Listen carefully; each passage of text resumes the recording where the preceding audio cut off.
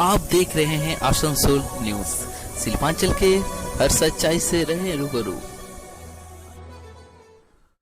पश्चिम बर्धमान जिले की बाराबनी ब्लॉक अंतर्गत बलियापुर गांव की बेटी अनुश्री घोष ने माध्यमिक परीक्षा में पश्चिम बर्धमान जिले में प्रथम स्थान और पश्चिम बंगाल राज्य भर में 9वां स्थान हासिल कर अपने परिवार और जिले का नाम रोशन कर यह साबित कर दिया है कि हौसले के आगे कोई समस्या टिक नहीं सकती। आसनसोल महिला कल्याण स्कूल की छात्रा अनुश्री घोष ने माध्यमिक परीक्षा में 700 अंकों में 684 अंक अंकित कर अपने परिवार के उन हौसलाओं को और मजबूत कर दिया है जिनसे उसे सहारा मिलती थी। নবম হয়েছি। কত নম্বর পেয়েছো তুমি?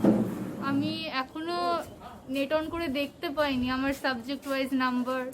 শুনলাম টিচারদের কাছ থেকে 684 পেয়েছি। তুমি কত ঘন্টা পড়াশোনা করতে তুমি? আমি টেস্টের পর ম্যাক্সিমাম 8 আওয়ার্স পড়তাম। তোমার শখ? শখ বলতে আমি আইআইটি ইঞ্জিনিয়ার হতে চাই। তোমার কতগুলো শিক্ষক ছিল? আমার টিউশন টিউটার 3টে সাবজেক্টে 3 জন ছিলেন আর আমার স্কুলের টিচাররা তো প্রচন্ডভাবে আমাকে হেল্প করেছেন। আগামী দিনে তুমি কি হতে চাও? আমি ইঞ্জিনিয়ারিং এ পড়তে চাই। তোমার বাবা কি করে? আমার বাবা প্রাইভেট জব করে। बुधवार को रानीगंज ब्लॉक भाजपा अध्यक्ष राजेश मंडल की अगुवाई में भाजपा कर्मियों ने रानीगंज थाने को एक ज्ञापन सौंपा। भाजपा कर्मियों ने पूरे राज्य में कानूनी व्यवस्था की स्थिति बिगड़ने का संगीन आरोप लगाया। उनका आरोप है कि हाल ही में भाजपा प्रदेश अध्यक्ष दिलीप घोष पर हमला किया गया, फिर हेमंताबाद के भाजपा विधायक की हत्या कर उनके शव को लटका दिया गया। उन्होंने राज्य सरकार पर गंभीर आरोप लगाते हुए कहा कि राज्य सरकार पुलिस को अपना काम करने नहीं देती है, जिसकी वजह से पुलिस आज़ादी से जांच पड़ताल भी नहीं कर पा रहे हैं।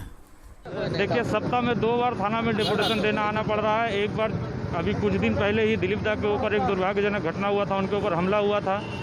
और 2 दिन पहले 13 तारीख को हेमंताबाद के हमारे बीजेपी के विधायक देवेंद्र नाथ राय जी का उनका हत्या कर सबको झुला दिया गया। पश्चिम बंगाल में लोकतंत्र की हत्या हो रही है, इसके खिलाफ आज हम लोग पूरे राज्य भर में थाने में डिपुटेशन दे रहे हैं।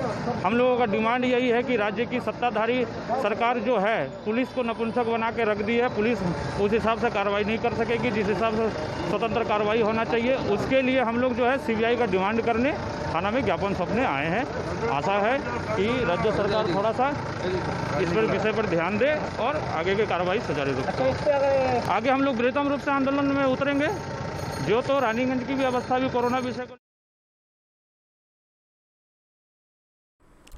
देश भर में कोरोना वायरस का संक्रमण की आंकड़ा दिन प्रतिदिन बढ़ रहे हैं, जिससे कई राज्य पहले ही अपने राज्यों को लॉकडाउन कर चुके हैं।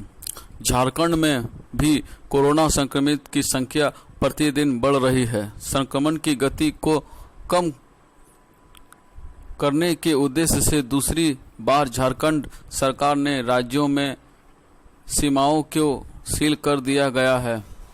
कोई भी व्यक्ति झारखंड में ई पास के प्रवेश नहीं कर सकता, लेकिन कोई शारीरिक परीक्षण नहीं की जा रही है और सीमा पर ई पास काउंटर के सामने अत्यधिक भीड़ लग जा रही है, जिससे संक्रमण का खतरा और अधिक बढ़ रहा है।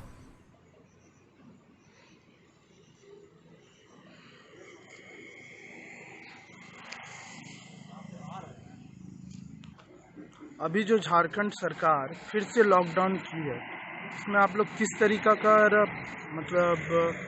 किस तरीका का आप लोग इसमें पढ़े हैं? आप लोग हम लोग झारखंड सरकार अपने लिए थोड़ी कर रही है, और तो जनता के हित के लिए कर रही है ना। अगर हित के लिए नहीं करेगी तो फिर जो कोरोना वायरस है बढ़ते जा रहा है दिन प्रतिदिन, कम थोड़ी रहा है। तो जनता के दिखाया जा रहा है या बोला जा रहा है कि ई पास है तभी आपको इंटर स्टेट पास जाने को मिलेगा। सवाल ये है, ये भी ठीक है, लेकिन जब इंटर स्टेट पास जब बनता है तो उसमें जो है सो जो टीम होना चाहिए वो तो होता नहीं है। ऑनलाइन या जो है सो डायरेक्ट मोबाइल से या वेबसाइट पर लोग बनाता है। तो हम उस स्थिति में कैसे समझें कि ये आदमी कोरोना पॉजिटिव है या नहीं है, और इस स्थिति में उसको रोका जाता है कि आप ई पास दिखाइए। तो अगर कोरोना पॉजिटिव के नज़रअंदाज अगर उसके पास है तो अगर रोकते हैं उस भीड़ में, तो उस भीड़ में उसके पास है तो औरों को तो बढ़ा दिया, काफ़ी बढ़ा दिया जी। तो एक तरह से ये तो लॉकडाउन के कारण इसका एक सहज उपाय था। लेकिन जो ई पास का जो मैटर है, तो ई पास के मैटर में उसमें कोई जांच तो होता नहीं है मेडिकल टीम द्वारा, और अगर कोरोना पॉजिटिव से अगर